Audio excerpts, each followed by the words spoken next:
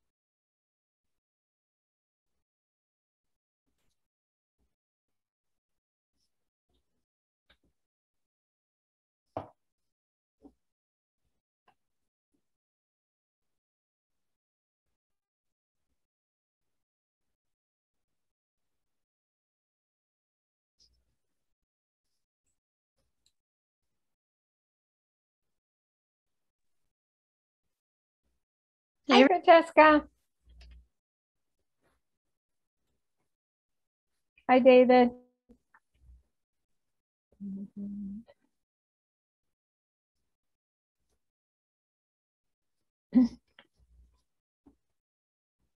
Hi, Mina. Mina, I keep thinking I'm saying your name wrong all the time. Am I saying it right?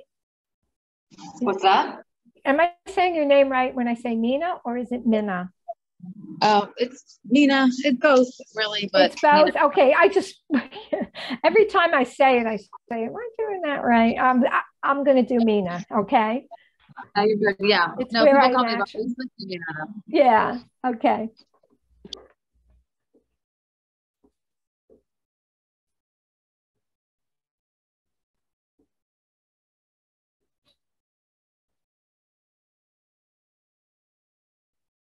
Hello, Bill.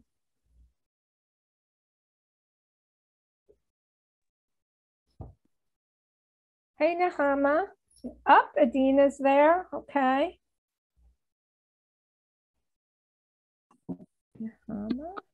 Hi, Professor Sirocco. Hi, how are you? I'm good, thanks. Hi, everybody. Good, good.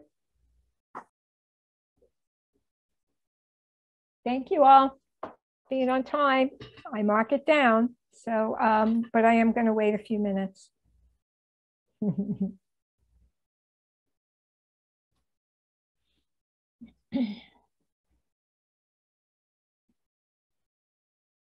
Hi, Taliba.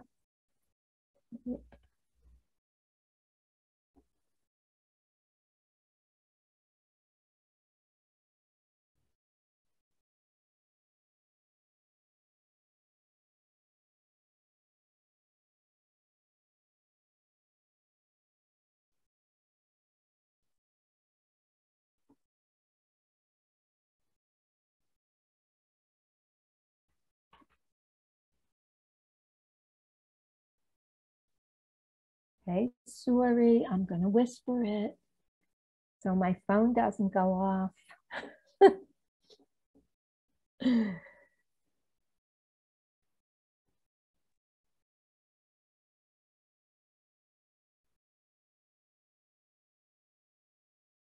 Hi, Emma.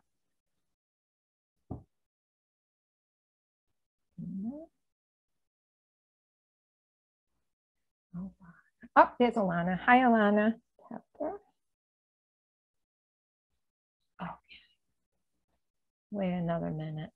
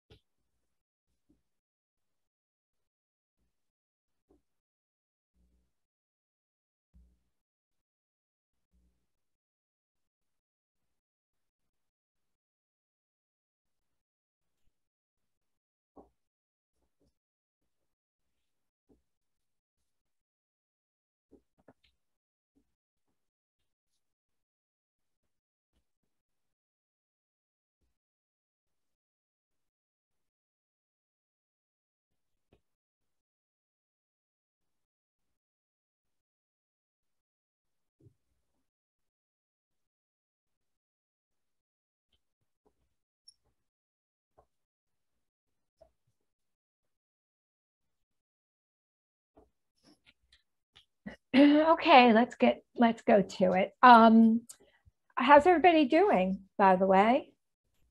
We got thumbs up, field work, everything's going along, you're getting there.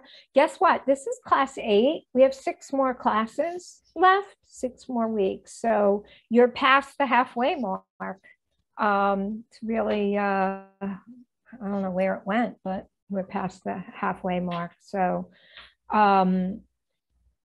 okay, so today we are going to talk about another beginning skill that is also not just a beginning skill. We use this throughout our work with clients, but it's part of also how we engage with clients. So it's called authenticity. It's being authentic, being assertive, and it all goes hand in hand. So basically, what it means is that we want to try to relate very openly as a real person.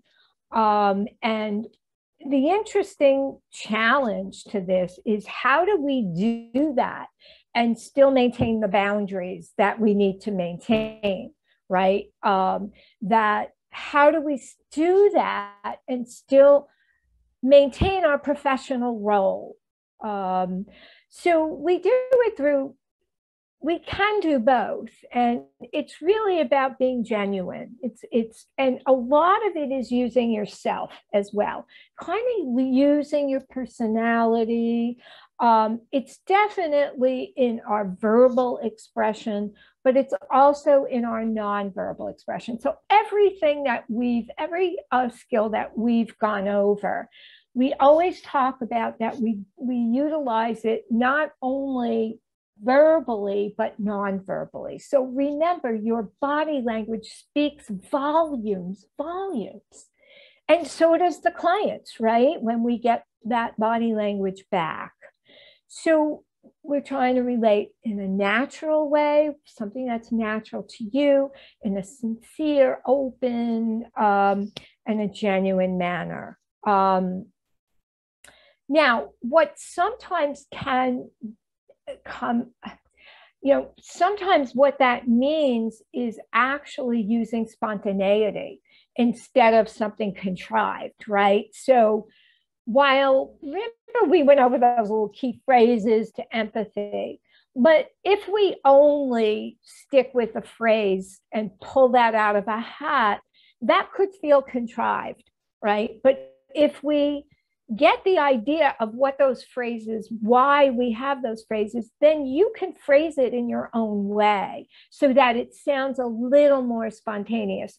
Even though you're putting a lot of thought into what your response should be, it shouldn't just be like when you're talking to a friend or a partner or something.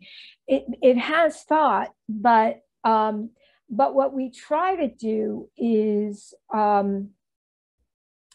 it's try to create a sense of you're responding more spontaneously to the client without a standard answer. So again, I always talk about the art. That's the art of what we do, because there are also some ways that we have to respond in order to not have the client think we're assuming something. So we always preface it with something. But what's going to happen is as you move forward in getting more comfortable with the work, you're going to develop your own phrases and own style and all of that. We also, in this attempt to be authentic with clients, we also have to be able to take responsibility for what the client is evoking in us, for any actions we take toward the client and any reactions we have toward the client, rather than just denying them or blaming the client for causing them. So how do we really do that? We don't want to take full responsibility, but we also don't want to have the client feel invalidated or more crazy, so to speak, by us denying certain things. And also we want the client to feel safe. So I'll give you examples of what that is. The other thing is, it's not like we want to just disclose ourselves indiscriminately, but only if we know it's therapeutic, okay? So sometimes a client will say something like, wow, I really feel like, the other day when you gave that response that you were angry with me. So what we want to do is not completely deny. Maybe we weren't angry, and maybe we weren't, and it could have been the client projecting. It could have been the client transference, thinking that, we're going to respond like someone else in their past or in their family, etc. Maybe that client is feeling guilty and wants to be punished by us. So there's all sorts of reasons. But where we have to start is saying to the client, oh, I'm wondering what I might have done that would have given you that impression, right? And then if you want to move toward even another answer, you could say something like, I'm not aware that I was angry, but I could understand that maybe that was a feeling you had. I will think about it and certainly come back to you. But as we speak right now, I don't believe I was angry, but I promise that I will check in with myself. Okay? That's a real, authentic, taking some responsibility. Clients, a lot of clients come to us being invalidated. Don't feel that way. Why do you feel that way? I didn't do anything. It's all your problem, not my problem. And so this can be, not that you have to admit to anything, but it just the way you respond in an authentic manner can be very healing to a client. Right.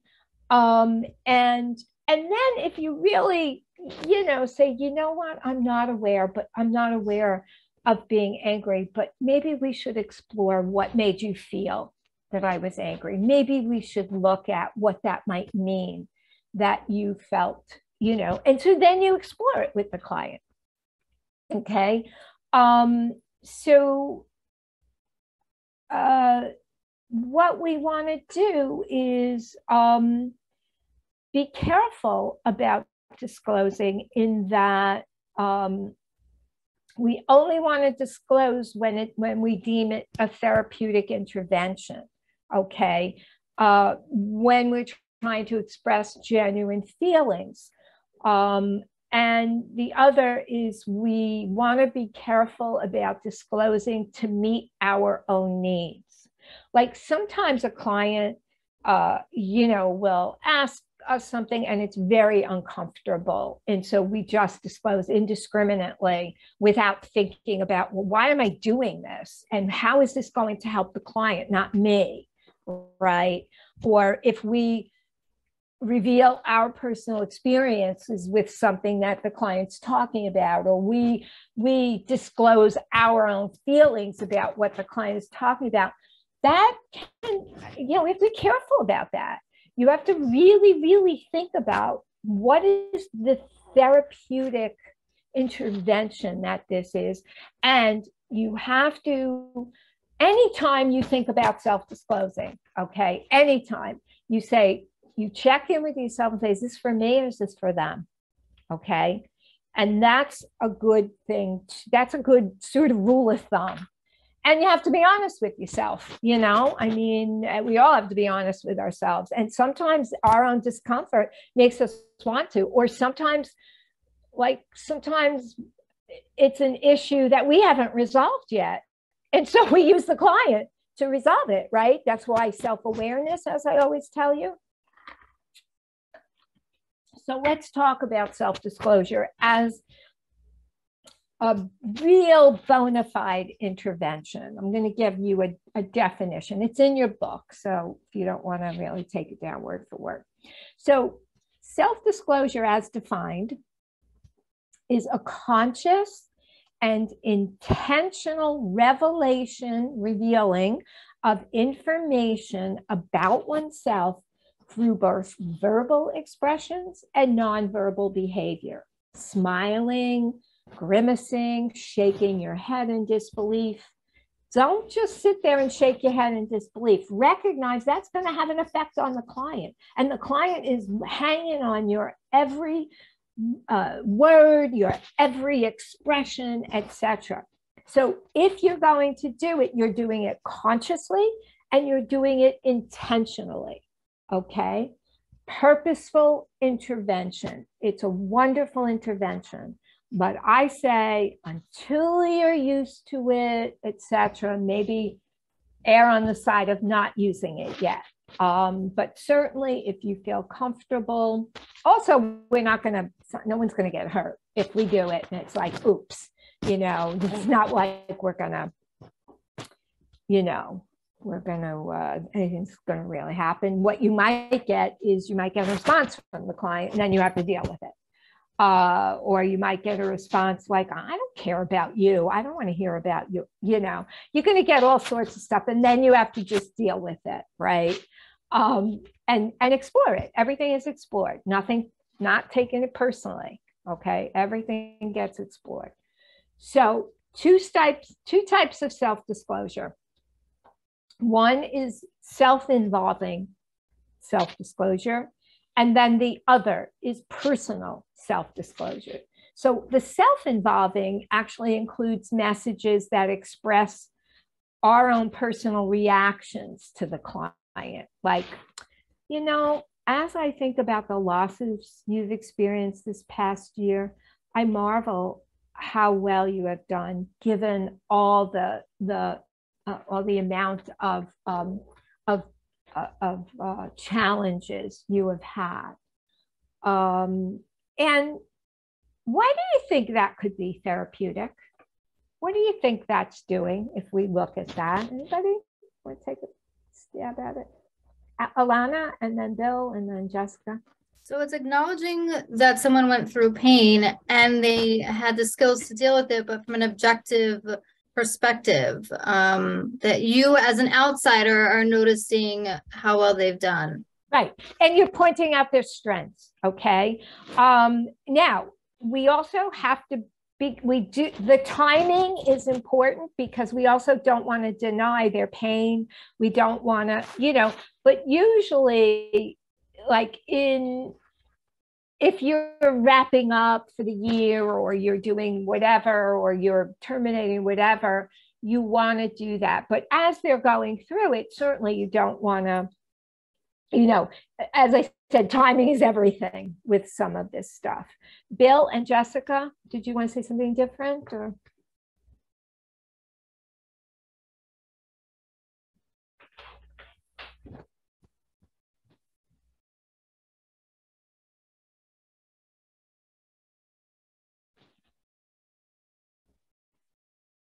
Right.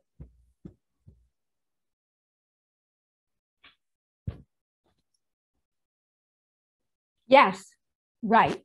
Right. Good. Jessica, you want to say something different? I was going to agree. What both of them said. I think it's validating their strengths and almost like reminding them that they were capable of doing it. Yeah. And like, it's like to prove to themselves that they could do it potentially in the future as well. Right, right. So you see how it's very self-involving. In other words, we're talking about our personal reaction, but we're doing it purposefully. We're doing it with an intention, a conscious intention in mind to achieve something, to validate, to point out strengths, etc., to affirm, to use your word, Bill. Okay, another one might be, the progress you've made this week is really impressive. You applied what we discussed last week and made another step toward learning to control your anger or control whatever. Again, very similar, pointing out the strengths, pointing out it's reaffirming, and also it's strengthening. Okay, somebody noticed. Feel good about this. You're telling someone, etc. So that's self-involving. Personal self-disclosure includes messages that would express similar issues as those of the client. So, for instance, maybe after COVID, and people talk about, the fear of COVID, the fear of getting sick. I think all of us might struggle with that same fear to some degree. I've even felt cautious at times. And what does that do? I mean, I'm really saying something about myself, right? But I'm doing it consciously. What are some thoughts about that? Anybody? Very similar, I think, right, to the other. Nehama and Francesca?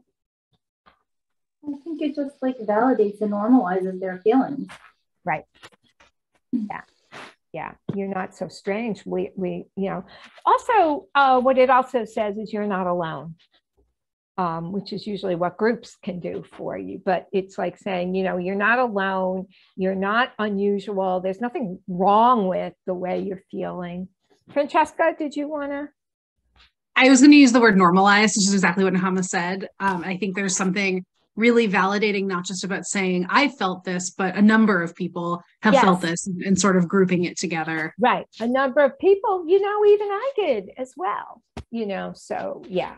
So I think, again, be careful about how you use this. As I said, the main thing is that it's conscious and intentional. Okay, so let me ask you something. Anybody see any drawbacks or pitfalls to using self-disclosure like that? Anything? Okay, Jessica. I think that they might feel that we're under, I don't know what the word is, but like minimizing their feelings. I mean, like, oh yeah, I also went through that. Could. And like make them feel a little bit not as like, I don't know what the word is, but not feeling as like, oh my gosh, I really understand you, but like, oh, well, I did that. Yeah. Yeah. Oh, everybody feels that way. And it feels, minimize is a good word to use. It feels like it could feel like a minimization, right? Bill?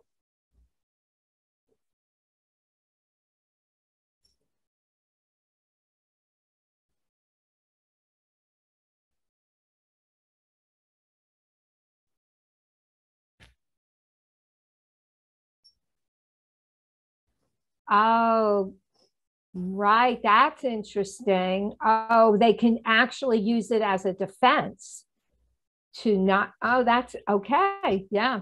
Yeah. Francesca?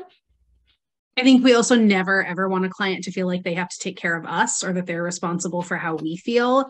And I think especially with folks who maybe feel like caretakers, right? It's more comfortable to say to your therapist, "Oh, well, how are you doing?" Right? And we have to sort of constantly be vigilant about That's that. exactly that they would, the drawback would be that then they feel like they have to take care of us. And that could, that's why we have to know who we're doing it to. If this is somebody who's been a parentified child and always taking care of the family or their mother or their father or something, then that becomes a little more, we might not use that. I mean, but we don't always know that, when we're working with clients, or it doesn't come out till later. But what would happen is we have to, anytime we put out self-disclosure, what we have to do is, remember I told you about the listening underlying message? We have to be very conscious of what the client's saying and try to listen for it, because it may be disguised. But anytime we take the risk of self-disclosing, we have to listen very carefully after that, in subsequent meetings with the client, because it may come back and we might want to go back and say, I'm wondering if you felt, it almost sounds like you might have felt when we were talking about that, when I revealed that you might have to now take care of me. I'm wondering. So we have to listen for it. Might be disguised too. Taliba? Yes, I just want to say, sometimes when I visit my foster parents and they have small children and stuff like that, and sometimes they would ask me, actually, do you have children? And sometimes I would say yes, and then they would say like, well, you know how these children at this age would behave. Let's say people have this thing about terrible twos or whatever the case may be. Sometimes they would say, but you know how these children behave. You have children, so you must experience the same thing, Right. And way. so what does that accomplish for them? They don't have to take responsibility for their actions. Right. Correct. Right. So it's a drawback. Yeah. Yeah. Yeah. No, I'm telling you, like self-disclosure, it's not like, sometimes we really have to know what we're doing because you want to avoid it. There's a lot of drawbacks to it, right? There's a lot of drawbacks. The other thing that it can engender in clients is they're never going to want to tell us anything negative because they want to please us, and so they're pleasing us, and so that's then what they keep trying to do. The other is sometimes we don't want to say it. That's why timing's important, because we might cut off something that we need to get from them. Okay, we might be cutting off some expression by just normalizing it, rather than exploring more. So again, use it with caution, use it with intention, know who you're using it with, know why you're using it, all of that. The other thing is, if sometimes clients want to see us in a certain way, and if we show vulnerability, that sometimes they can lose confidence in us and feel like, I don't know that you can take care of me then. Do you have the ability to handle this? Especially if we say too much about our vulnerability. It can, again, divert attention from their problems, like somebody said. So we have to be careful about that. There's also could be cultural issues involved in that. There may be, well, what do you think could come in the way? What cultural issues might get in the way of clients, how clients view our self-disclosure?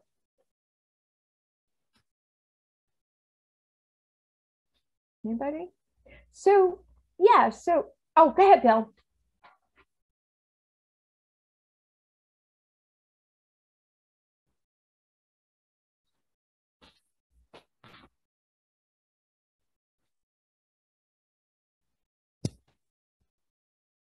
Right.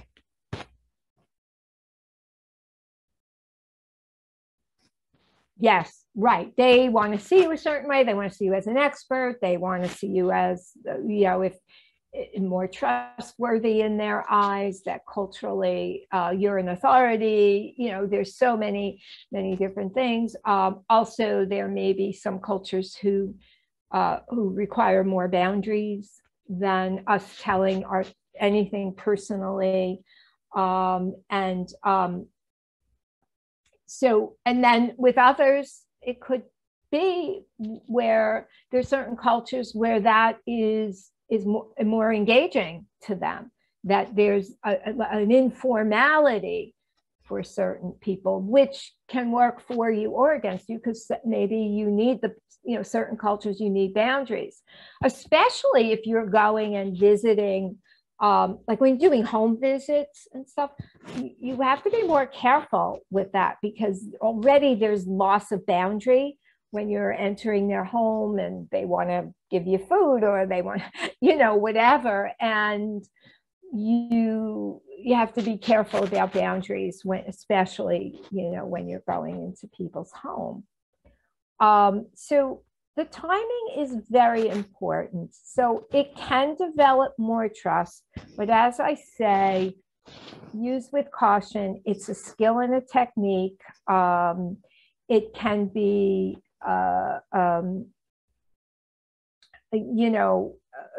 it is being authentic. We might want to do it in a certain way, like where we share our thoughts, but we have boundaries. So where we might say to a client, sometimes I get the sense that fill in the blank, or I'm wondering about what your reaction to that was about, which is a very authentic way of engaging the client. And so, what could warrant an authentic response to a client? What are some scenarios, do you think? So one big one is when a client asks you a direct question, right? That's a rough one, right? Okay, so that could warrant an authentic response. When we decide to share our perceptions and reactions that we believe will be helpful to the client, warrants it. And also, I don't know if any of you have experienced this, but what about when a situation warrants us to be, the worker, to be assertive with the client? Like to really maybe set limits, etc. Has anyone had to do that? Really be assertive with a client?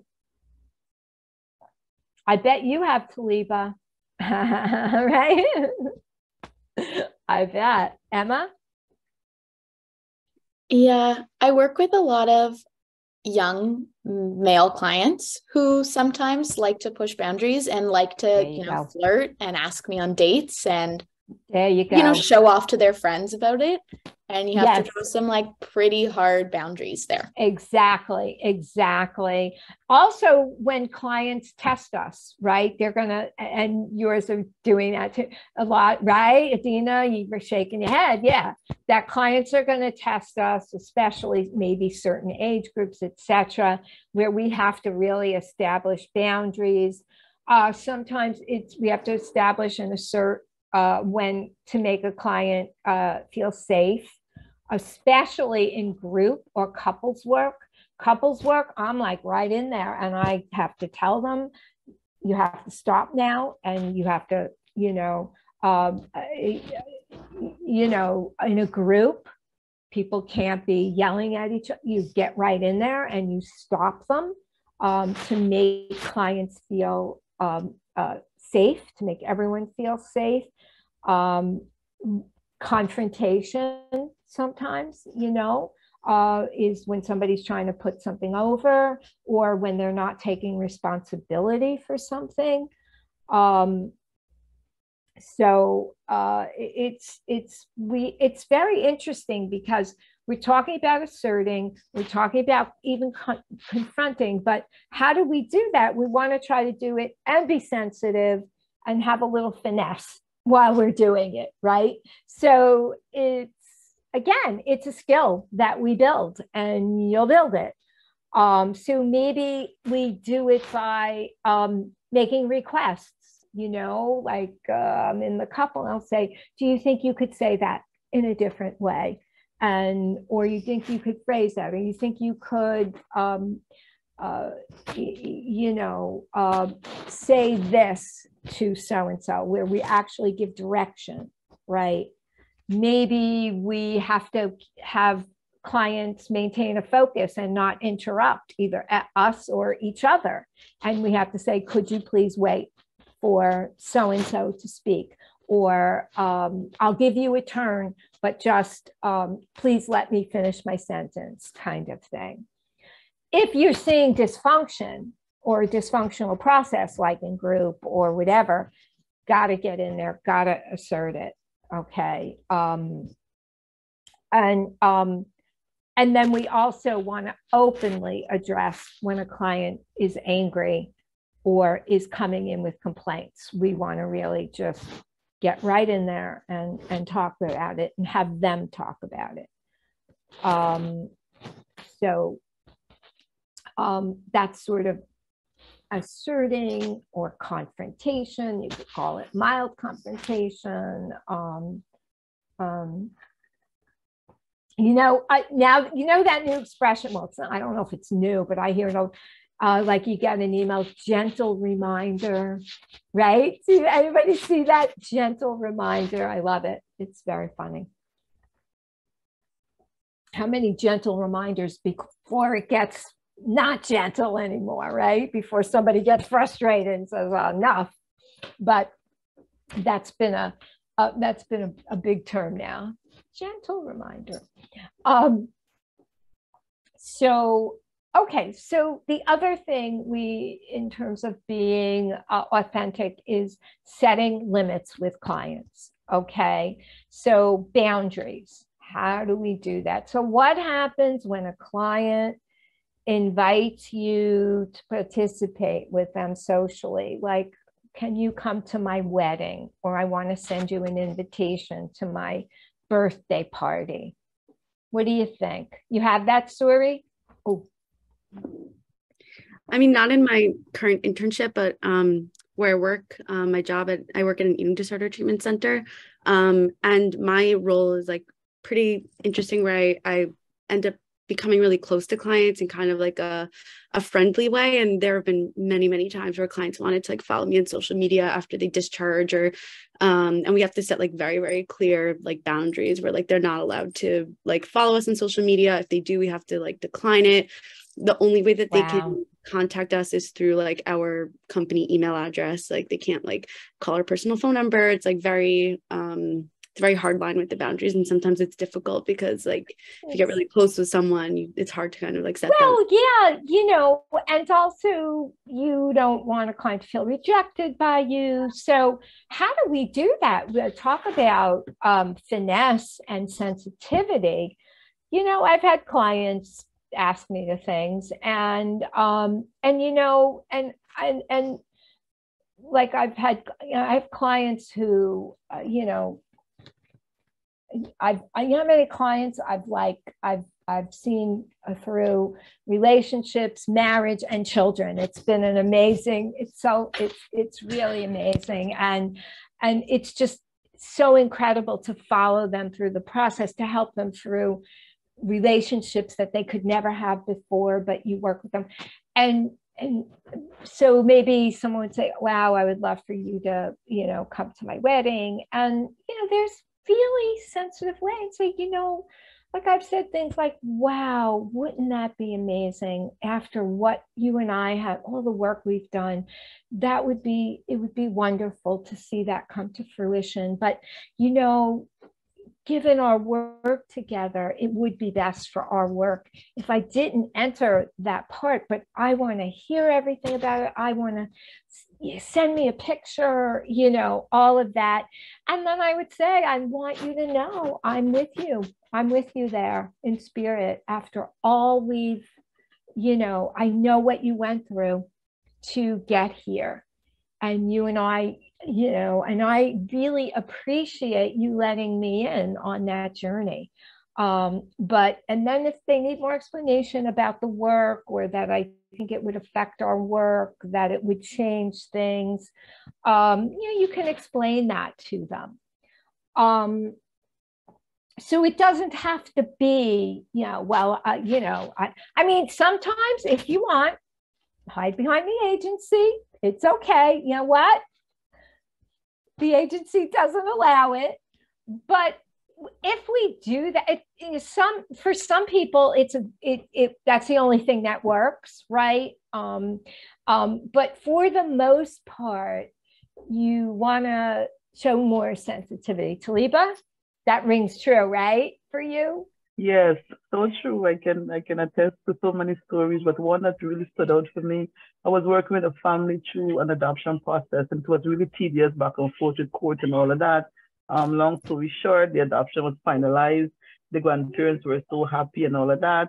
They said, you know, they said to leave, we really appreciate all the help that you would have given to us, all the support and guidance and all of that, and we'd like to take you out for lunch. Oh, yeah, yeah. Right. And until today, they were still sending pictures from time to time on how the child is progressing while being in their care. Well, and that is so important. That's okay, right? That's yes, that's fine. Yeah. That's fine. Yeah. That's fine. I think the lunch thing. Did you use the agency on that one? Yes, yeah, right. You can also you can say, you know, I hear you're trying to express something to me. Maybe you can tell me what you're trying to express. I think that's a lovely gesture, but that's not how we do it here. But what we do is we tell each other in words what it meant to you, because I'm hearing, you know, and then they'll say, well, I'm so grateful. I want to, you know, so you can do something like that. I always try to ask clients what it would mean to them. And same thing with the wedding or the birthday. I say, well, you know, not only I would love to, but I'd say, what would it mean to you to be there? What would it mean to you for me to be there? You know, and all sorts. Well, you were with me through this whole thing. Wow, I want you to see, you know, whatever. So what we always want to do is not only do we set the boundaries, but we want to explore the meaning. We don't want to just dismiss them, you know. So we want to explore the meaning behind, you know, them asking, because, you know, for some they're so narcissistic it doesn't matter. They just think they're entitled to have you in their life. But some, it's so vulnerable for them to even ask you, you know. And so we want to, it's delicate, and we want to show them that we care about what that would mean to them. That's a good way of being authentic while also setting limits, right?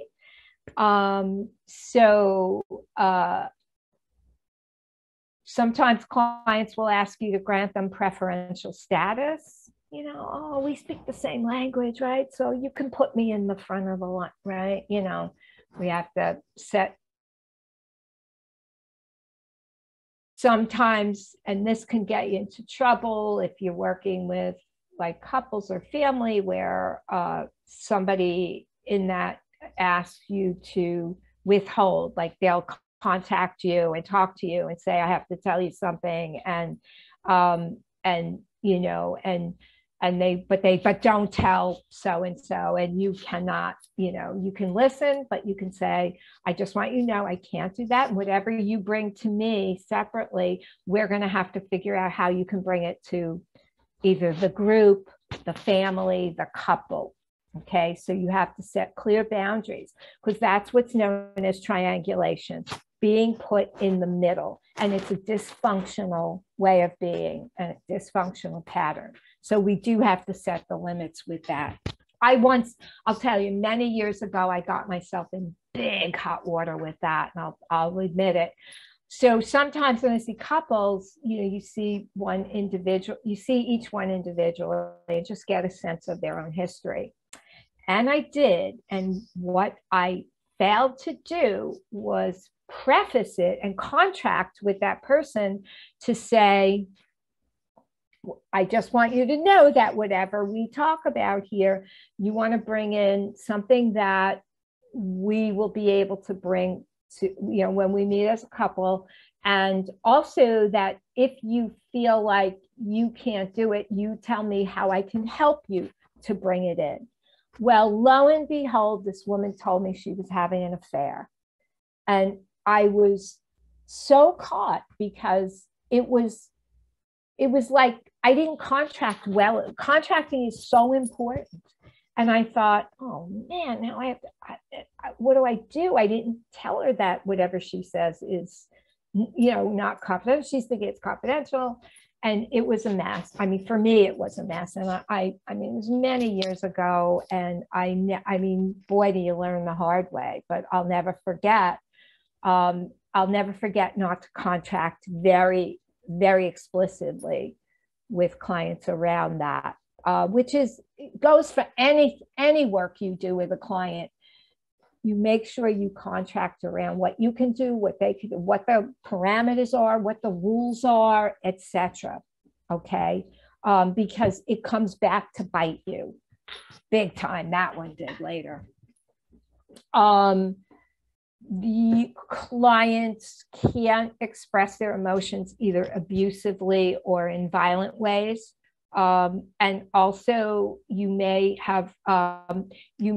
if a client comes to you intoxicated or under the influence, you can set clear boundaries and ask them to reschedule. Alana? So I actually have an 8th grader girl who, wow, like I had her last year, but she is so much more intense this year, to the point where she was actually sitting in a group with me and another girl lost it at her and was like, I am so sick of hearing your negativity and how everything's wrong in your life. What is, like, literally lost it at her because this other girl just so negative. And I had to set boundaries down for both of them. One, I sense your frustration. Let's see if we could express it in a calm way. And the other girl, the way that she expresses herself is just so intense. Like the stories she tells from at home and like are just, there's no calmness, no like peace. It's just intense and anger and negativity, and just learning to set the boundaries down of like how to have the conversations in a way that don't come across as attacking to everything around you. Yeah. And that's where you do have to, yes, you intervene and you help her, because what's going on with her and she needs help with is she can't self-regulate. And that's not a way she's gonna, have nobody, no friends, no anything. What we want to be careful though of in that kind of situation is also to scapegoat her as there's something wrong with you, because if the other people are having a reaction, well, what's their reaction about too? So you want to be careful not to only make it about the sort of, let's say, inappropriate. So how do you do that? Because I really think it's all about this girl. She really she's like, let me tell you what happened at home this weekend, and she's talking about shutting the door on her parents and like stealing their phones, like really crazy. Like, well, what you want to do is I would want to say something like, first of all, I would want to characterize it and say, sounds like it was, I don't know what word, it would be age specific, but something like, that's what I was going to say, but I didn't know if that was age specific. It sounds like such chaos. Like, don't let her get into the minutia. Try to summarize it and, not the surface, the underlying. Yeah. So try to go to the underlying. And then I would go to the other and say, that's a lot of information and there's a lot of feelings going on here.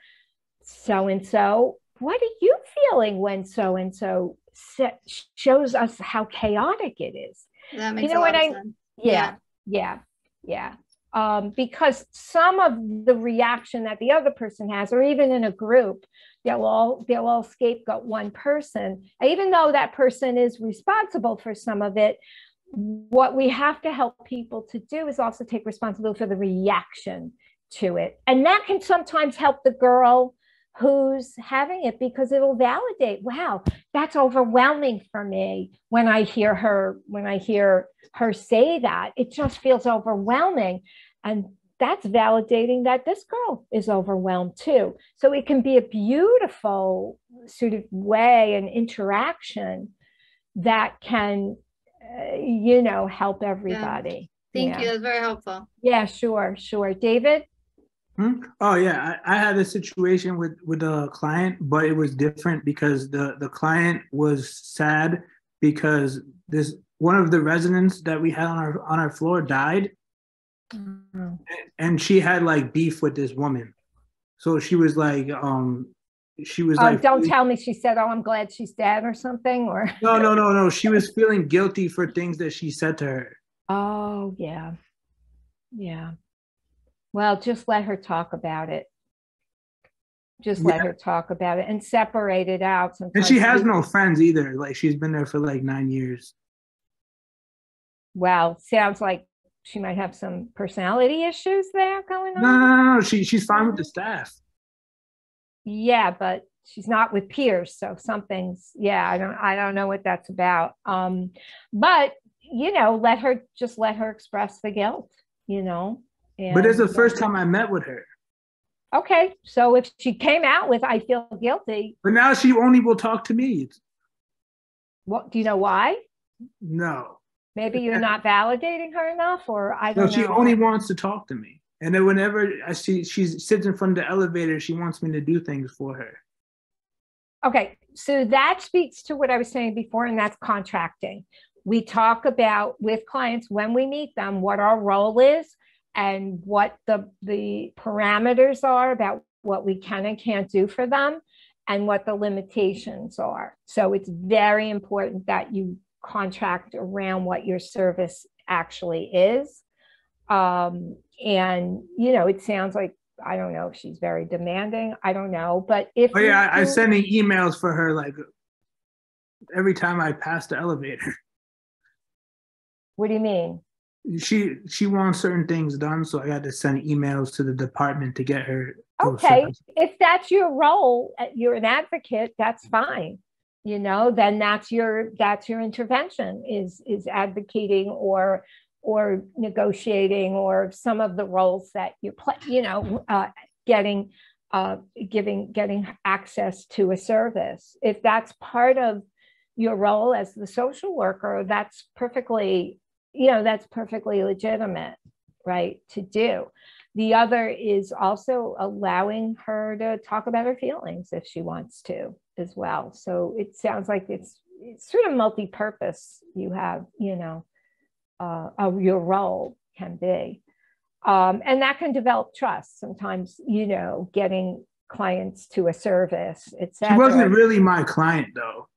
She became. Well, why are you intervening with her? Well, because the social worker that was on our floor was on vacation, so okay. I was asked to go to talk to her by my supervisor. Okay, so now she's become my client because she won't leave me. All right, well there you go. Now you have a client. So, the other is when clients request to borrow money from us, have to clear boundaries. And again, sometimes saying the agency doesn't allow that or whatever. But then we also have to look at what are the financial problem, what's going on that they need that. Can anybody think of any others that, any other things where you would have to set limits? Anybody? I don't know if this was mentioned yet, but like talking on the phone, like. Oh, no, like, it wasn't. What do you mean? Like some of my clients at OHAL, not so much at HES where I'm doing an internship, but right. Some of my clients at OHAL, I give them my number. So like, let's say it's more for the purposes of, let's say I'm not coming in, I could let them know, or if they're not coming in, they could let me know, kind of that purpose. So some of them I know, like if I don't set boundaries with them, they would just call incessantly, like a lot. Yeah. So I have to make sure to say, okay, you call me once. And if I don't answer, leave one voicemail and then I'll call you back when I get a chance. Like, right. You also want to give them, see, for that, you have to spell out the purpose of the phone of having the phone number. And, yeah, but also for me, it's like, if they want to call me, they could call me. I don't care. Oh, just, they can. like, I can't don't. I don't know what the answering. parameters are around. So they can call you at for anything. Yeah. Oh, okay. Technically, they can call me at any time, anything, but just with, if I don't answer, they shouldn't be calling again and again. Oh, again, yeah. again. You just just leave me a voicemail. Right. Yeah, I get it. Voicemail, and I'll call you when I get the chance. And sometimes I tell them, like, oh yeah, I got your call, but I didn't call you back because I know I'm gonna see you tomorrow. Like, it's like certain things, like. Yeah, I guess you have to. Yeah, you do have to spell it out. Yeah, but Yeah. that's definitely a limit setting. And also, like, I know, like, over the weekends, I'm not gonna answer my phone. Like, Oh, I don't well, answer my you phone. want to say that to them. You say, you can call Monday through Friday from these hours. If you call at a different time, then you leave a voice message. I'm not always going to answer, but I will listen to the voicemail. And you know what I mean? You can spell Yes. it out. Yeah. And also, like, I tell them, like, if I don't pick up the phone, you could always text me. And because I'm more quicker to respond by text versus phone. Sometimes I'm doing other things, busy. So I give clients that, the cell and say you can text, and also that even you got all of you, if you email me, and it takes, like, I'm usually very quick, but if for some reason I'm not, then text me and say, if it's like I really need to get to you, same thing. Well, with clients, it's I have very clear parameters. It's not text therapy. We can text to schedule, or to leave a message that you want me to contact you. So you have to, texting is also, you got to really set the limits, because there's such a thing as text therapy, and that's ridiculous. I'm not going to, don't come and tell me in the text you're going to kill yourself, because I'm not going to engage that. Also, like, the texting can be taken out of context. Like, yes, like sometimes, like, if you're the tone, like, if someone's texting me, like, sometimes one of my clients, when they're texting me, like, one time one of my client was kind of yelling at me through text, even though she wasn't meant to. I'm like, huh? But then, like, the next day, like, I spoke to her about it, and I'm like, okay, this could sound like not the best way to talk. Like, it could be taken the wrong way. Like, I know. Well, yeah, you always have to, like I always find myself doing, like, some kind of, like, emoji to, to offset, because I have a client, borderline client, everything, but, like, if I say okay, he's like, you said okay. I hate when you say okay. It means you're dismissing. And I'm like, no, I'm actually validating, but it's rough texting. You're right. Like, right. It's just like, even in person, I would say, even in person, I would say, okay. Like, yeah, when you, like, okay. Like, so now instead, and I hate doing this, because I'm like, I don't want to give into the emoji thing, but I'll do a thumbs up then. Somehow he can take that better. And I don't like that. I like words. I don't want to, I hate when people do emojis to me and stuff. It's like, come on, tell me, but anyway, I have two people. Like, oh, go ahead. Like, let's say you're making, like, a joke through text. Sometimes the emoji can help, because otherwise not everyone will take the joke. No, exactly. If you're not being sarcastic or whatever. Right.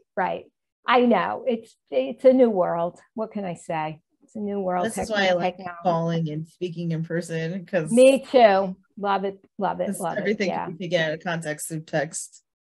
Well, I have clients who, if I'm getting a referral and someone gave them my number, they text me, and I'm like, can we set up a phone call to schedule? I'm not going to schedule an appointment on a text. I want us to talk, So, Nahama?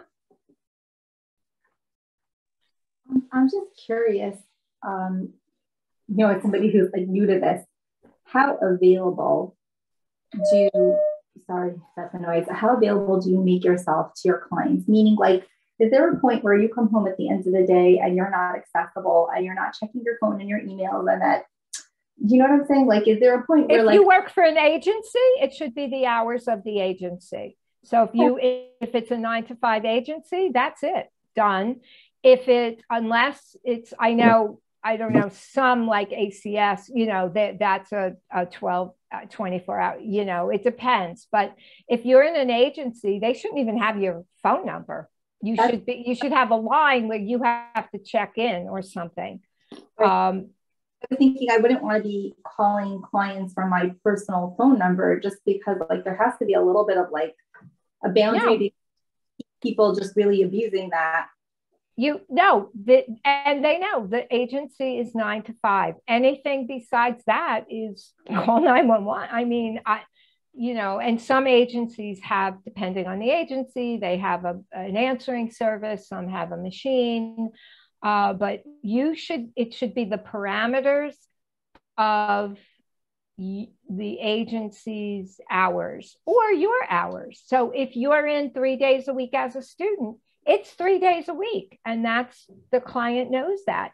If not, they need to contact your supervisor or your field instructor, and that you can have that conversation with your supervisor, right? Because you're really, it's like a part-time day. You're there 3 days a week, right? So like a private practice, I would think the same thing as well. Like I'm available at certain hours, but I have to come home and just like detach at some point.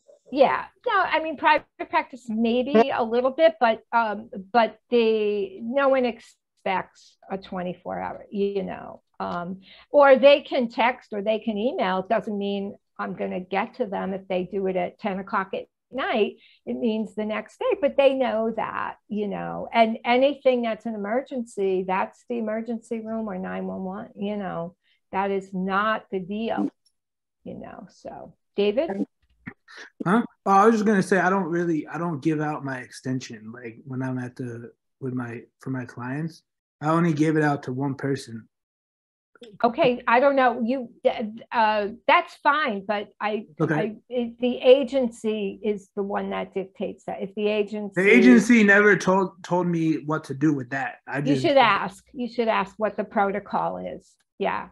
I mean, they don't necessarily need your extension. They'll call the agency and ask for you, and then the operator will ring your extension, right?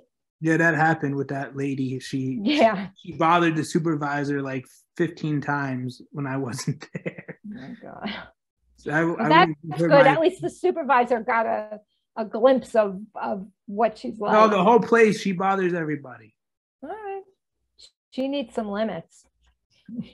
That one. Okay. So what we're going to do is I have some role plays. I'm going to put you in breakout. We're going to do 4 groups, and let me bring them up and I'll give you an example. I don't know. They are on your, where did I put them? Your announcement. So if you want to bring it up, it's called Responding Authentically and Assertively, and I'll show it to you. There we go.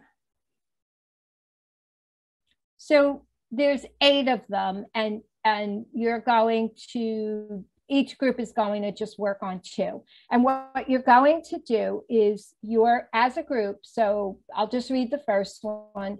Female client 23, first session. Some of my problems are related to my church's stand on birth control. Are you Catholic? Okay, so as a group, you're going to come up with an authentic or assertive response to that. Given what we talked about, given being authentic, but being sensitive, setting limits, but being sensitive, being, you know, so I'm going to put you into 4 groups. There's 12 of us, 12 of you now, so there'll be 3 of you working. So the first group, 1 and 2, the second group, 3 and 4, the third group, numbers 5 and 6, and the fourth group, 7 and 8. So let me see.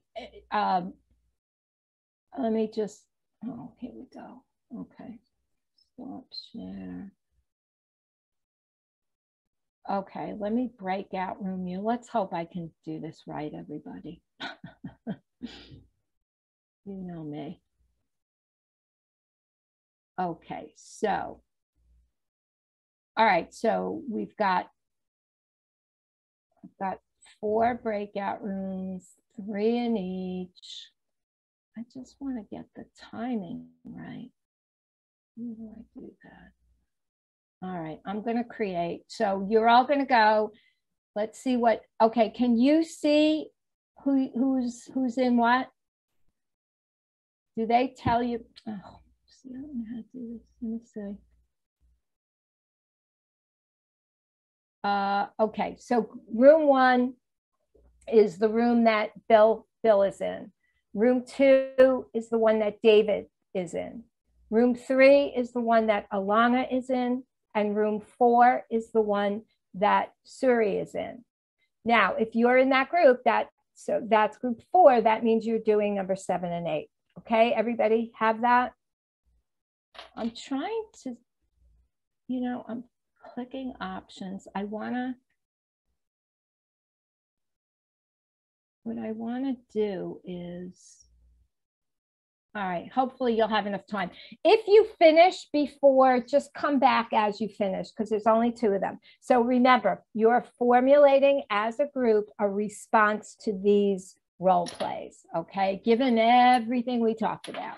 Okay, make sure all of you put your 2 cents in, okay? All right, see ya.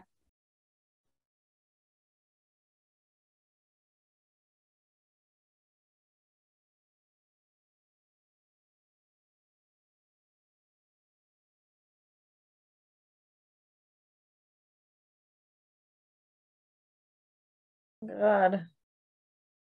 What group? I don't remember group numbers. I think it was 1. Okay. If I'm not mistaken. Hey, William. Hello. You're busy. That's an issue, yeah. It's easy to destroy them if you need to. You can just toss it. I've destroyed a couple. Toss it out the window. That's fun. Just punch it. Pour coffee. Anyway, did she post is this posted somewhere? Yes. Okay. It's in announcements. Oh, brilliant. And it's entitled Responding Authentically and okay. Assertively. Oh, this is what I was looking at last week. Okay. When I was looking at the wrong one. It was posted last week and I was reading it last week when she was reading something else and I was just confused until I found the right one. Feel like that? Okay. So we're group 1, so we're doing 1 and 2. Okay, so age 23. Female client age 23 in first session. Some of my problems are related to my church's stand on birth control. Are you a Catholic? That's the client asking the therapist if they're Catholic? Yeah. That sounds very personal.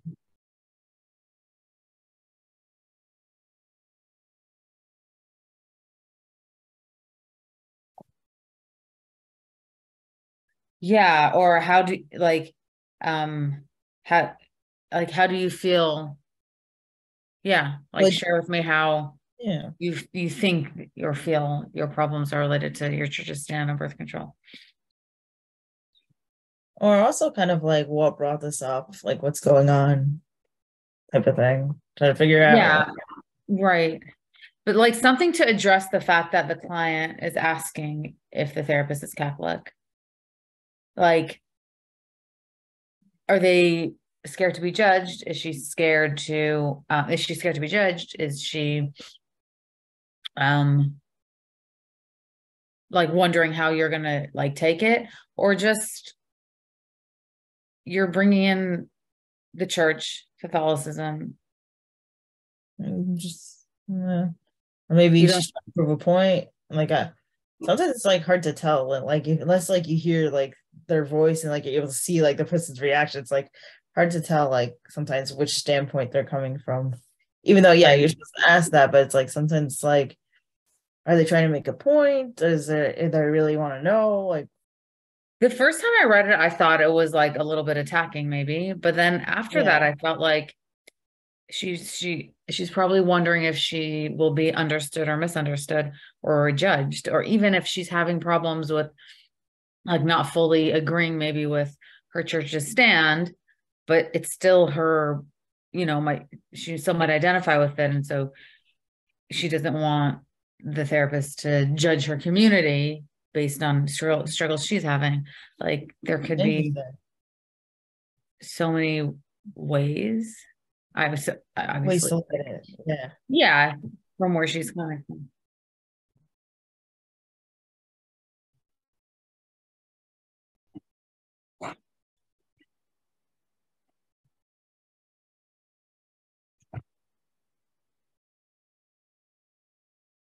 A believer, you say?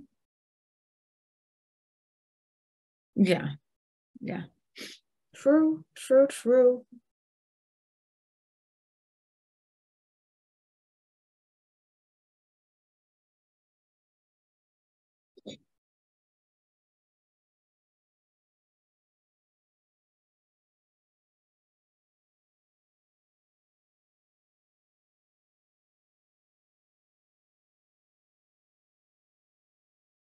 So this is the perfect time to use what you said. Like, can you share what that's like?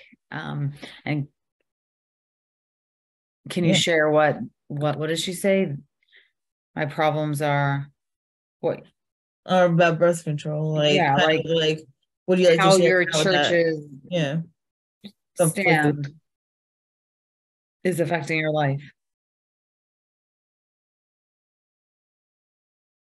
Exactly. That too.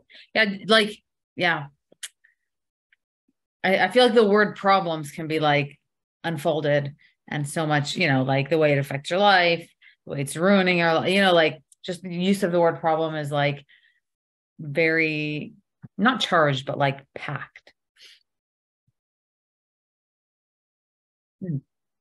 Loaded. Yeah, but like there could be so many different things going on in it, like so many layers. It's like this one word that just takes everything into a big blanket and ties it up and brings it all with you,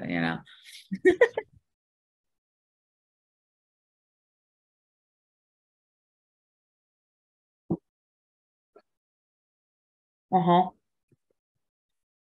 Yeah, like, get some specifics out. And each specific is its own story. Like she's obviously not talking about one thing that happened in her life. She's talking about the community as a whole. Yeah, it's probably coming into like question, like, where she belongs and what she identifies with, and like seeing that some things she probably does identify with and some things she feels like an outsider. Also I feel like, oh, sorry.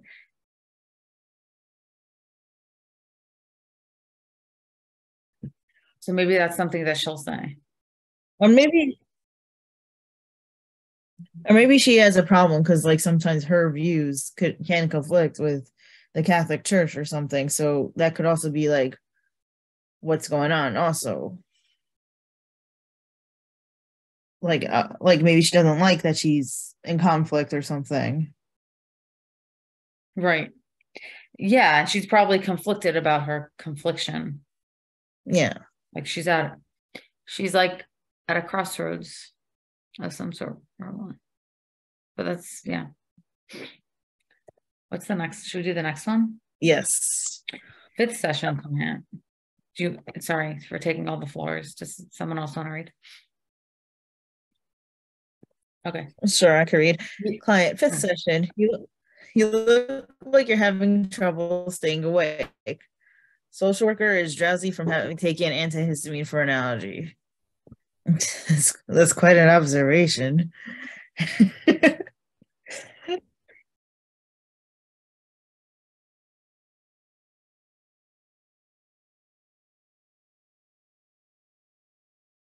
Yeah, it also, I was thinking that also, like, yeah, you're right. I am a little bit tired than usual. I apologize.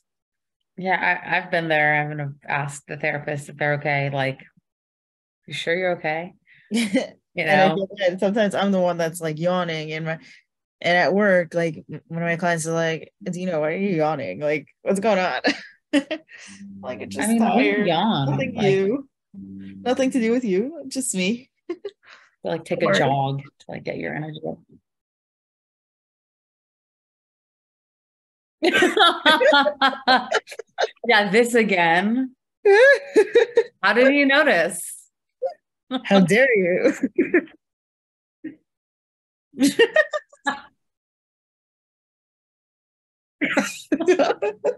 Maybe We've made this is progress. uncomfortable now. You're noticing now. Hey, woohoo!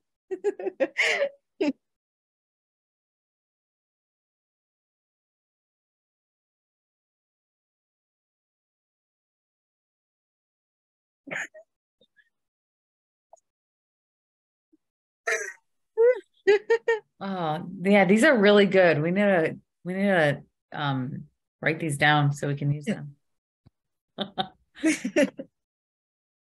Maybe don't write that one down. I will. Well, I guess you could throw in some humor. Depends on the situation. As long as it's reflexive listening, I'm sure my supervisor will be fine with it.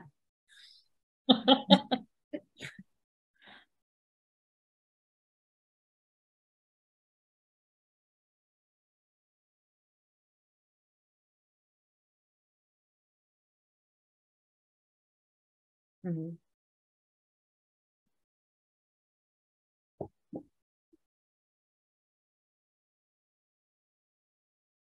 Mhm.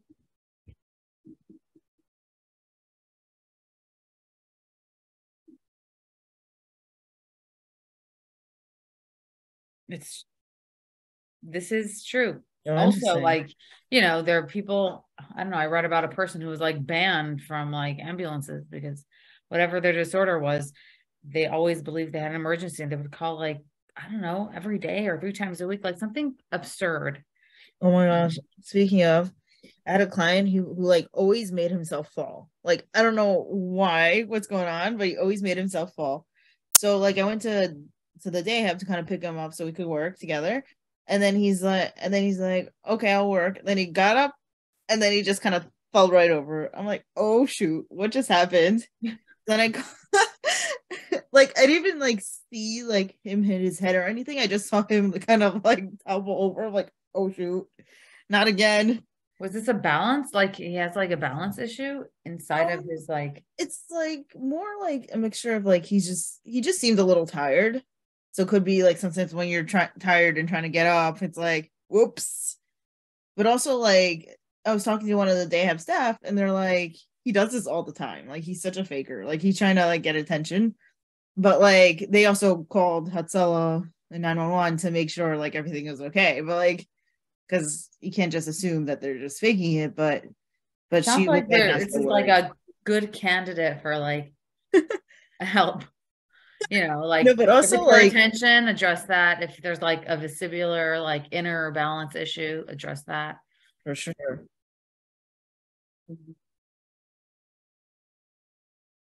No, Yeah, for be like sure. an adrenal They thing. called. Like, no, they called Hatsala and stuff to make sure he's okay. Because also it was hard to tell, but it was interesting. Like he fell, but he was talking like he's okay. So it's like, that could be like when your blood pressure drops instead of rising when you. Yeah.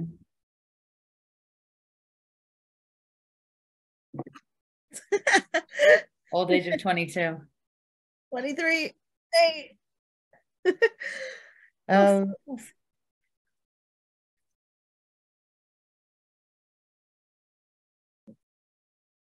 for sure. No, for sure. They for sure have to like whenever a client falls, we for sure have to call out Sala and call the supervisors like to make sure like the person's okay, even if let's say they got up and they're talking and walking, like it's good to get it all checked out because you never know. But like they did call anyways. But like I was talking to Dave, he's like he does this all the time. So it's like, how much of it is really happens to him? So I wonder if how much of it is really real versus how much of it he's just doing to get attention. Like,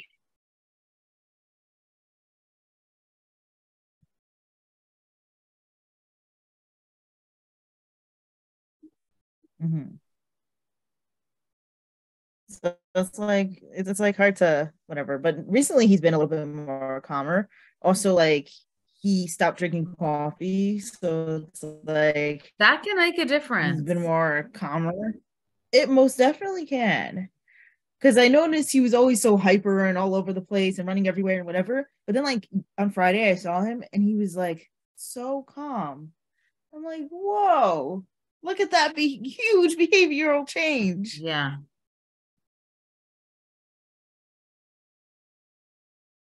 It could be a mixture of things. Like it's not just like Dom doing it to do it. It's like I think it also a lot of it is that coffee is making him more hyper and more intense and anxiety. He has a lot of anxiety. So like that coffee is like giving him more energy and making him more anxiety ridden than he usually would be. So when he stopped drinking coffee and started drinking more like decaf coffee as opposed to caffeinated coffee, like you could tell the huge difference. I'm like, whoa. That's amazing. Like he seems now like more put together a little bit, like when I saw him. That's a big deal. It's a big difference. Yes, thank God. Yeah, he's a character. I work with characters. They're so fun. You work at OHEL? Yeah, I work at OHEL. So fun. I really love working at OHEL. Also, like I love seeing the person. So at OHEL, I started working like a little bit over a year ago. So is that your field work or you were no there before? So OHEL, it's like it's in New York. There's like a bunch of divisions, right? I don't know everything about it. So OHEL, they have like a few different branches. Like they have one in Brooklyn and one in like Long Island. And it could be they have another branch somewhere else too. I work out of the Brooklyn branch since I live in Brooklyn. Yeah, it's fun. It's like people with special needs. Yes.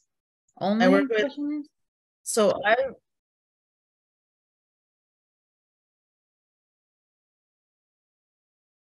cool. So the clients I work with have developmental disabilities or special needs, whatever term you want to use. Correct. And yeah, but I think there's other people that go there, like they don't really deal with people who have developmental disabilities. Like they deal with all different types of things, which is really cool to see. But I don't do my internship there. I do my internship somewhere else. Oh, so you work there as a job? Yes. I know. I always talk about it because, like, I'm still like with my internship, I'm still kind of getting acquainted with it. Still trying to figure out where I fit best. So it's like nothing really happens. So it's like not much to talk about. With OHEL, it's like excitement every day. No, I really love it. It's so fun. That's amazing. That's a blessing. It really is. So what about you guys? How are your internships going? Oh, mine's okay. I mean, it's getting better. Just hard to, the beginning is hard, I guess. Yeah, beginnings are always hard. So they say. Yeah. That's pretty cool. I technically could have done it that way, but I'm just like, I want to explore and branch out, see what specifically I want to specialize in. So I decided to go a little different path. Mm-hmm.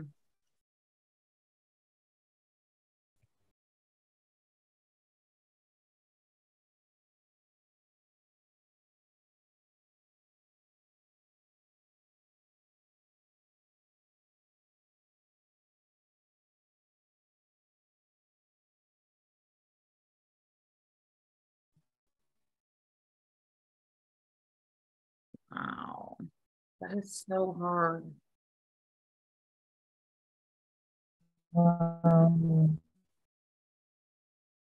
removing children is like heartbreaking. I mean, it's for their benefit, but at the same time, it's like the reality of it is. Wow. Sure to say.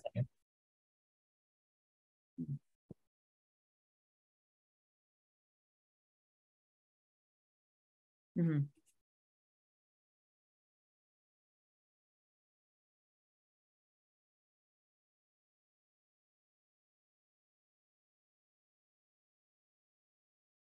Interesting. Oh man. Do they get like, where do the kids end up? Do they get like adopted?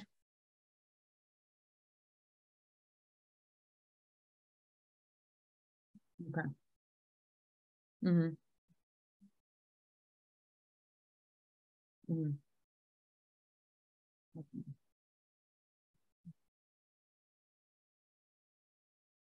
Okay.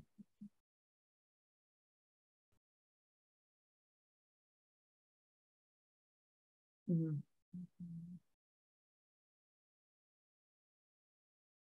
Okay, that's amazing. Awesome.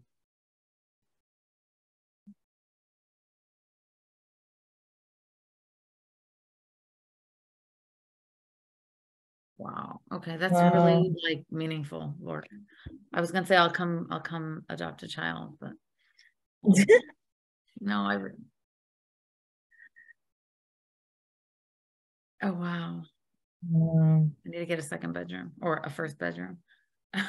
It's the studio here. Oh, I'm in LA and I love my studio. What?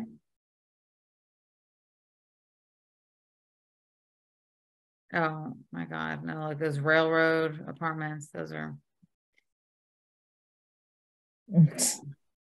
Wild. it's pretty amazing. Yes. Because you hear a lot of corruption with foster, but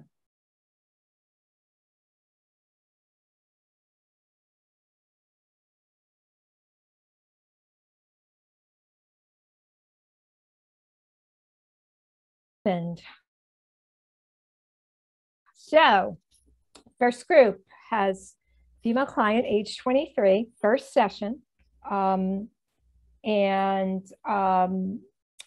comes in, says, you know, some of my problems are related to my church's stand on birth control. Are you Catholic?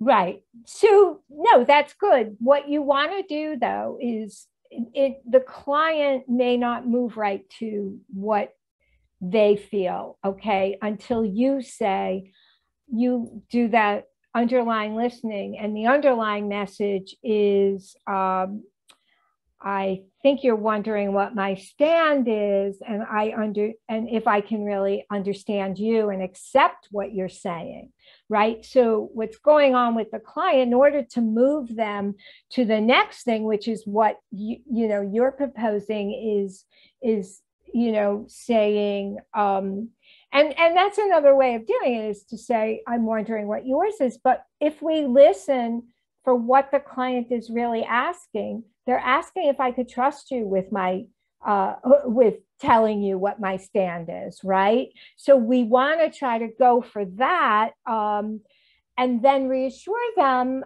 you're wondering if I can understand you and accept it. And I have worked with many Catholics, and I have been able to understand their issues. Would it trouble you if I were or I weren't Catholic? And so you want to explore, what it would mean to them before. No, you all did good. You did not reveal it, but we also have to try to get to what's behind what their concerns are too. So, but no, you don't have to reveal it. What you do want to know is, it has meaning to you if I am or I'm not, and do you worry about, that? So yeah. Client, fifth session. You look like you're having trouble staying awake. Social worker is drowsy from having taken an antihistamine for an allergy. Now, mind you, I think I told you the story. I know people who have had their therapist fall asleep on them. But anyway, go ahead. What'd you come up with, everybody?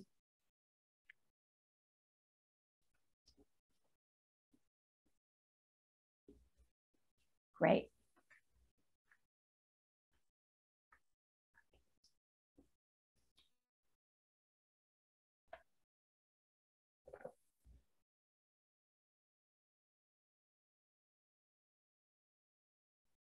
Nice.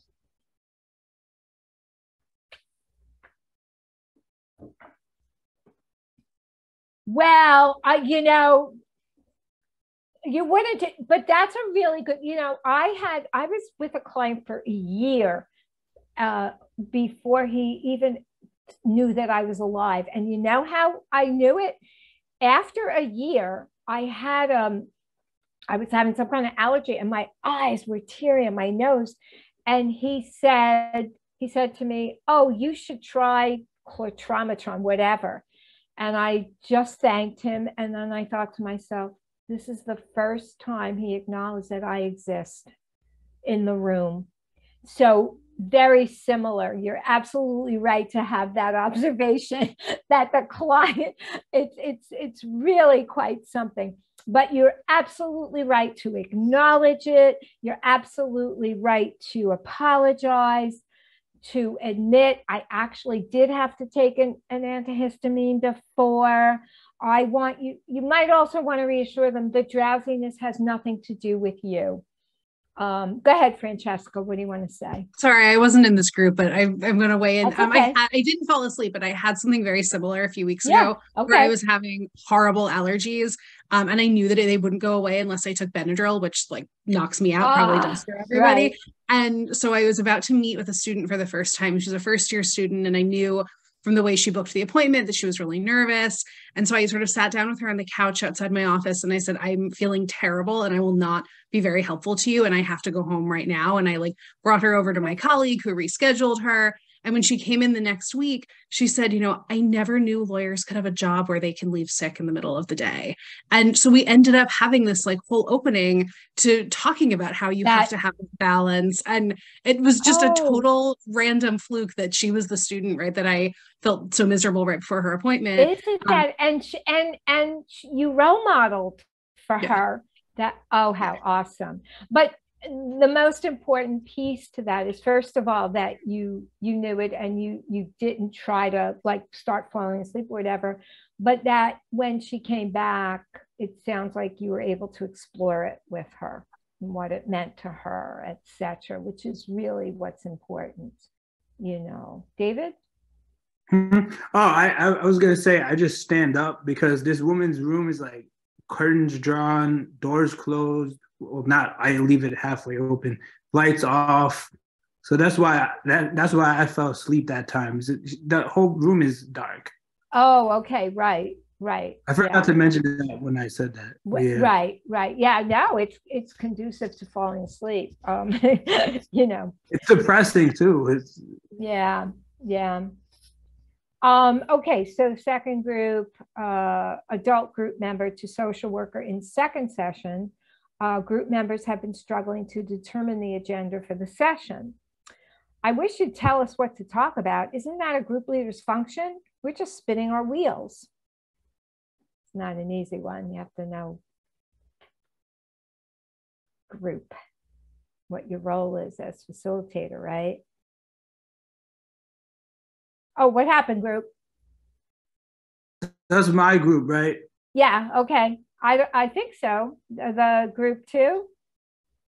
Yeah, we were room 2, so those are our room questions. 2. Yeah. So what'd you come up with? We should help them to like redirect to what the group is about. Mm-hmm. Did you talk about how to do that in a authentic? Well, Emma did. She had experience with group work. Go ahead, Emma. Where are you? Oh, there you are. Okay.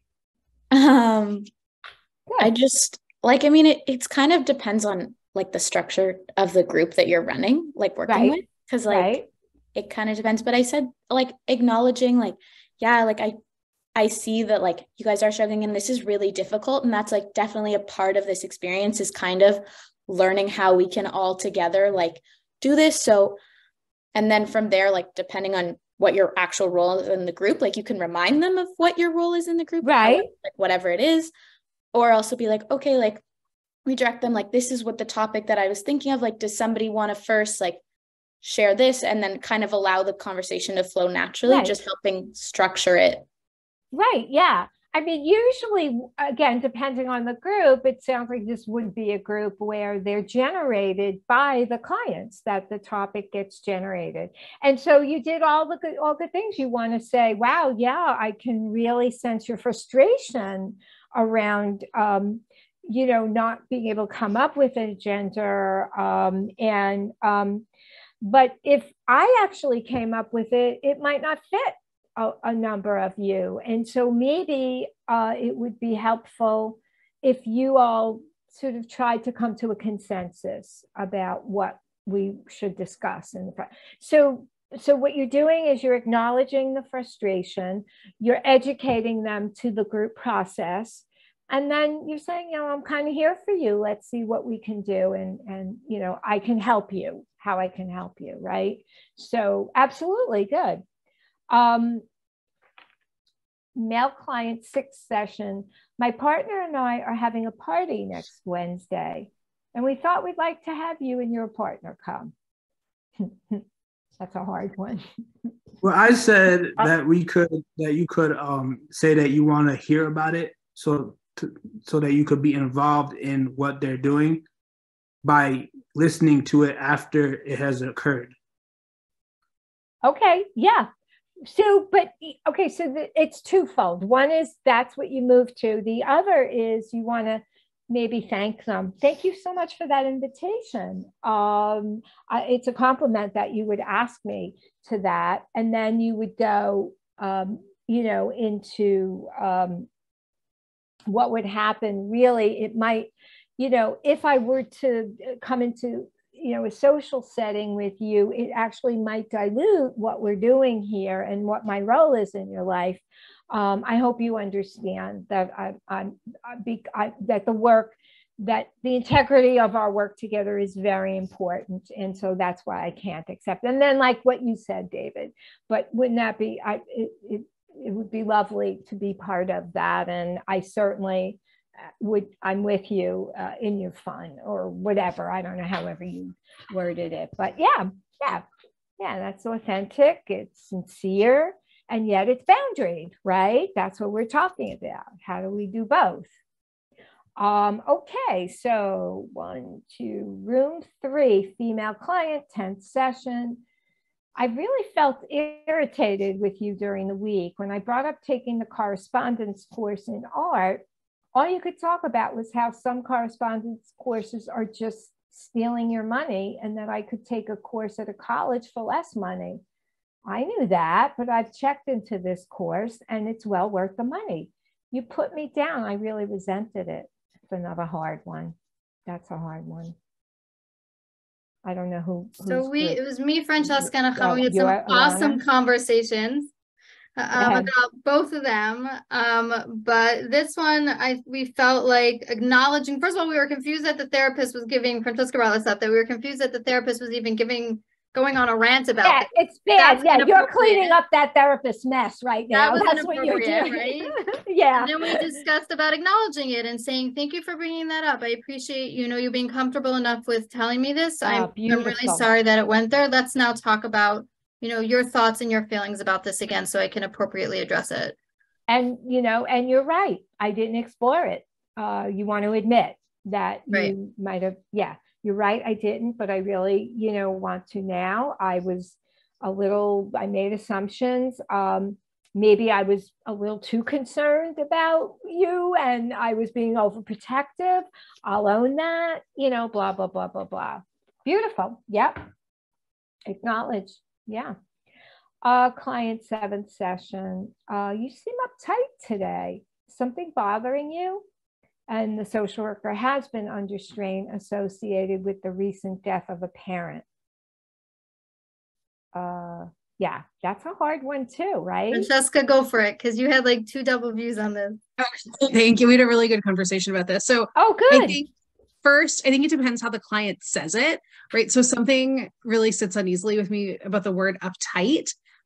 So I think if the client is criticizing you, you sort of have to acknowledge it, say, I appreciate that you're sharing this. Can we talk a little bit about what that means to you that someone is acting uptight or seeming uptight to you? Or you could say, what does uptight mean to you? Something like that. Yeah. Right. Yeah. But I think we were a little bit more, genuine if the client was sort of being compassionate about it, right? We might say, thank you for noticing, we're here to talk about you, but I appreciate the concern and I want to talk about how you're feeling. Now, I'm going to give you the textbook's answer, right? Which I want you to evaluate it. I'm not going to say what I think, but so this is the textbook's answer. So thank you for asking. Yes, I've been under some strain this past week. My mother died suddenly, which was a shock, and my father is taking it very hard. It's created a lot of pressure for me, but I think I can keep it from spilling over into our session. If I'm not able to focus on you, I will stop the session. Or if you don't feel I'm fully with you, please let me know. I don't want to shortchange you. Okay, all right, let's go. Nahama. So I felt with this one that it's important to acknowledge that there's something going on, but I think this is just oversharing. And I think it's just important to say, like, I apologize. I am going through something and I appreciate you bringing it to my attention and I'm working to be present with you. I think maybe one of you suggested perhaps rescheduling the session, but it's just, I think it's important to acknowledge that there is something going on, but I don't think that we need to share that level of information. It's I agree. Remember we talked about, is it for me or for you? I feel like, and I don't know why, the book actually, this is the book, but too much TMI. No. Because remember you all talked about the client having to take care of us. This really, yes, you acknowledge, you say, yeah, I had an incident, but I'm doing well. And honestly, if you don't hear that I'm present enough or that, whatever, please let me know. We'll talk about it. But I do feel like I can focus. And what you said, like, I really appreciate your, that thank you for asking and noticing. But TMI, yeah, too much. I don't like that. Yeah, good. Okay, well, where am I? Oh, number 7, which is group 4 or room 4. Client, in the last session, I really want to thank you for your help. You'll never know just how much you've helped me.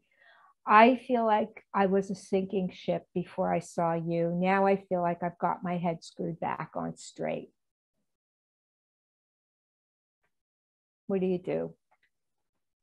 So I don't mind starting. For my group, we discussed about how we should obviously acknowledge the fact that the client's faking us because we ultimately did the work together with them. Good. But also empower them and help them realize that they also did it on their own and they have the skills and the strength to be able to do it for themselves in the future. So by saying something like, thank you so much. We did really good work together. And you could say that something along the lines, but then also like have them realize that although like we were together, you did a lot of it yourself. You could even say, I've really liked working with you and how you stuck with the issues, all that. Yeah, go ahead. Yeah. You're all on the right track. Yeah. And then just to specify 1 or 2 times to prove to her or to them that they really did they did the work that, like, they put in the hard work, and in the future, obviously, if they need anything, they could ultimately like refer back to you and reach out again. But for them to know that even though that this is towards the end, I think it said it's the last session. So now that they're done their visits with you and their sessions with you, they have the power and they have the strength and they have the tools to be able to deal with their issues in the future. Great. Beautiful, beautiful, beautiful. Now, so what you're saying, what you can say, in the future, you can always reach out and set up a session or whatever. What the book says, I don't like, because to me, it's avoiding termination. But the book says, you've worked hard. That's the reason you've made so much progress. Beautiful. But then the worker says, I'm very interested in you and want to hear how your new job works out. Please keep in touch. No, I don't know why they did that. Right? Adina, shaking. I see you all. What's wrong with that? They're not allowing. Oh, go ahead. I think it's the workers' issue. They're not allowing independence. They're not allowing termination. I think it's the work that, remember we talk about, is it yours or is it, how is that helpful? You're trying to end, right? They probably feel so connected that like this is their success and it like came from them. So they want to keep being like, if you ever need anything, and like I keep in touch. Obviously, if they need anything, you want to be open to them, but not be dependent. But also saying, you can always reach out if you want to have a session or a check-in or a tune-up, I call it sometimes with them. That's okay, but this puts the relationship on a different realm. In other words, I'm interested in you and want to hear how your I'm not your friend. I'm not your, please keep in touch. That puts pressure on the client. What if they don't want it? They want to end, so I find it interesting how the book, we can all really disagree with it because it's a setup. And I feel like that's the worker's need, not the client's need, right? Good. Yeah, go ahead, Adina. Adina, you have your hand up? Yeah, I was gonna say that it's like, yeah, I was gonna say that like it sounded like there was a boundary issue being crossed over there. Like they don't need to keep in touch with you. You don't want, like you said before, like we're not friends. Like if they want to come back and talk to me, okay, they're always welcome. Yeah, we'll set up. I always say you can set up a session, like that's the boundary, right? Not call me and let me know how you do. Yeah, they don't need to do that. No. All right, you all get it. Okay, last one. Social worker forgot to enter an appointment with her client for tomorrow in her schedule, and as a result, scheduled another appointment with another client. Realizing this, she telephones her client. We spoke about how we wanted to obviously apologize, but also don't tell the client that like we forgot, because we don't want the client to feel like they're not as important. So maybe like just expressing to them that maybe, accidentally we double booked. But whenever you're available, we can, try to accommodate whenever it is so that I have a standard thing I say. I mean, it's happened before. It really was very rare, but it happened a couple of times. And what I do is I say, I'll call them back and say, I had a scheduling mishap, or I had a scheduling problem or issue, and I need to reschedule. And then again, I sometimes I'll say I had a scheduling conflict or something, vague, and I completely apologize. I'm so sorry. And then I always mention, I just want you to know I know your time is valuable. So I always say that. And then I say, are there any? And then what you have to do is listen for it, because it may come up. It may come up disguised. It may come up, they're going to come and say, I never felt important to my brother. Guess what? That might relate. to what we did the week before, that they're, and then you might listen for it and say, tell me more. And then you might at the end say, I'm wondering if you had a reaction to that scheduling issue I had. And because it seems to have stirred, maybe something got stirred up, whatever. So again, always listen for it. And it may, some clients are so resilient and, it's not an issue at all. But yeah, very good. Yeah, that's exactly what you would do. Okay, we're going to leave authenticity and assertiveness. Any questions, issues, concerns as we move forward? I'm not going to start assessment today, but we're going to do that next week. Any issues? No, we're good. Okay, I want to say amazing work. You're all right on, and feel good. So next week we're starting on assessment, moving into goal setting, contracting. I posted in announcements what the readings are for the next couple of classes. After that, we're going to move on to middle phase, and then we're going to kind of be ending soon. So I can't believe it already. Believe me, it's going to go fast. And I know you have your papers due today. So unless I heard from you, you can take the day to send them in. And anything else? Anything else? I just got a quick question about the paper. Mm-hmm. Mine's written, but I didn't send it in because it's way shorter than you asked. It's only like 3 pages. So because it's missing like the last 2 sections you said not to do. So this is my question. Should I add more and like make it longer? Or if I filled in, because I work at a school, so it's very different than an organization. So you did section A, section B, and then the first question in section C. And yeah, but it looks very different because it's a school. It's not like a organization. Yeah, so I did the best I could with. If as long as you got to everything, yeah. If there's anything you can elaborate on, or or fill in some like literature, like talk about, I brought in a peer review, but I could bring in another one. Or you can go to Hepworth and define what a mission statement is and what its purpose, and then say the school's mission. You know what I mean? Okay, I just didn't want to make it like you had to read extra stuff. No, I'm happy to elaborate on it. I appreciate it because it is, yes, right. Yeah, because I have 2 classes, so I read 32 papers. So I don't want to add in stuff just to make it longer. Right. No, don't do fillers just to make it longer. But I would like to see maybe a little theory to preface, like what is the sort of definition of why a mission statement exists, and then put the mission statement, why community, like if you can find anything in the literature that backs up what you're going to say, but no, not to just fill. Don't worry. Okay. Yeah. Okay. Thank you, Professor. You got it. Bye, everybody. Have a good one. Bye. Thank you so much. Take care. Thanks. Bye.